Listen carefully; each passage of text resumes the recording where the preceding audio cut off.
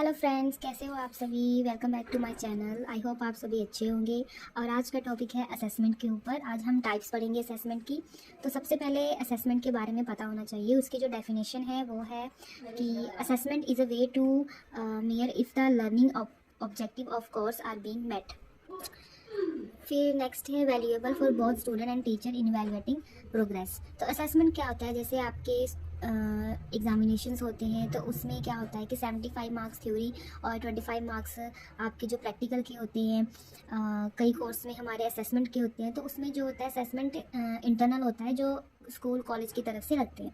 तो यहाँ पर लर्निंग ऑब्जेक्टिव देखे जाते हैं, मतलब कि लर्नर को देखा जाता है उसकी पूरी कोर्स में, ड्यूरिंग कोर्स में उसका कैसा परफॉर्मेंस रहा थे, उसके बेस में असेसमेंट लगती है। ठीक है, तो ये दोनों टीचर और स्टूडेंट के लिए वैल्यूएबल है, क्योंकि टीचर जो है वो इवैल्यूएट करता है स्टूडेंट के प्रोग्रेस को देखकर, और स्टूडेंट को क्या होता है इसमें से उसके जो भी रिजल्ट होते हैं वो मिलते हैं। नीचे है टाइप्स, फॉर्मेटिव, समेटिव और डायग्नोस्टिक। ठीक है, तो फॉर्मेटिव जो टाइप है सबसे पहले वो पढ़ेंगे हम। ये अगर हम बिल्कुल छोटी डेफिनेशन पढ़ेंगे तो शॉर्ट टर्म कहते हैं इसको। तो ये मैंने डेफिनेशन लिखी है, इसे देख लेना। मैं आपको सिंपल ये भी बता देती हूँ कि फर्स्ट लाइन तो यही बोला गया है कि ये एक ऐसा मेथड है जिसमें आपके पूरे प्रोग्राम को जज किया जाता है एट अ इंटरनल, मतलब शॉर्ट टाइम टर्म के लिए। जैसे मान लो कि सिलेबस है, ठीक है, तो उसमें आपके ना 4 पार्ट्स में डिवाइड है, जैसे ABCD। तो सेक्शन ही पहले आपको कराया जाएगा, फिर उसके बाद आपका टेस्ट लिया जाएगा। ठीक है, तो उसको बोलते हैं फॉर्मेटिव असेसमेंट। ठीक है, फॉर्मेटिव टेस्ट वगैरह हो गया। ठीक है, इसमें क्या होता है, फीचर इसकी ये होती है कि टीचिंग के दौरान इसको यूज़ किया जाता है, क्योंकि लर्नर की परफॉर्मेंस चेक करनी होती है, और लर्नर का जो भी एम होता है लाइफ में उसके लिए हेल्प करता है, रीइंफोर्समेंट के लिए हेल्प करता है।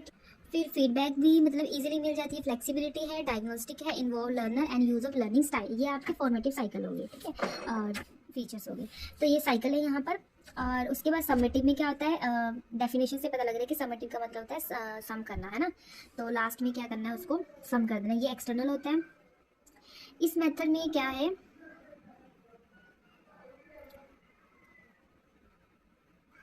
इस मेथड में हम प्रोग्राम को जज करते हैं, उसकी एक्टिविटीज़ को। ठीक है, लास्ट में एट द एंड मान लो सभी डाटा कलेक्ट की, जैसे क्वेश्चनरी हो गया, सर्वे हो गया, इंटरव्यू, ऑब्जर्वेशन, टेस्टिंग, उसके बाद क्या किया हमने, टेस्ट को सबमिट कर दिया।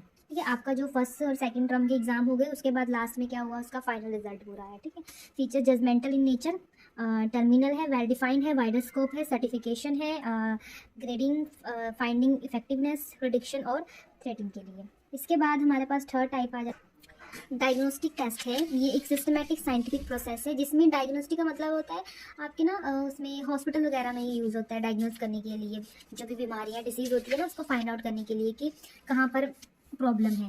तो इसी तरह मतलब वो तो आपके हॉस्पिटलिटी में यूज़ होती हैं, बट अगर हम स्टूडेंट की एग्जामिनेशन में यूज़ करें, इवैल्यूएशन के लिए, स्टडी में, तो ये डायग्नोस्टिक का मतलब होता है फाइंडिंग आउट करना उन फैक्टर्स को, लर्नर के जो भी उनके फैक्टर्स जो मतलब मान लो वीक है, ठीक है, उसकी स्ट्रेंथ और उसकी वीकनेस को फाइंड आउट करना, that is called a diagnosis.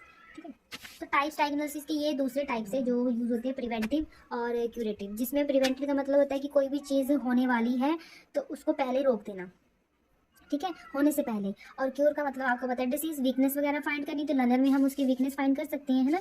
क्या उसको रीडिंग में प्रॉब्लम हो सकती है, स्पेलिंग बोलने में, जो अभी मेरे प्रीवियस वीडियो में मैंने अभी लर्निंग डिसेबिलिटी आपको बताई है, तो वो सारी प्रॉब्लम्स उस बच्चे में हो सकती है। ठीक है, तो वो इसकी हेल्प से हम डायग्नोज कर सकते हैं।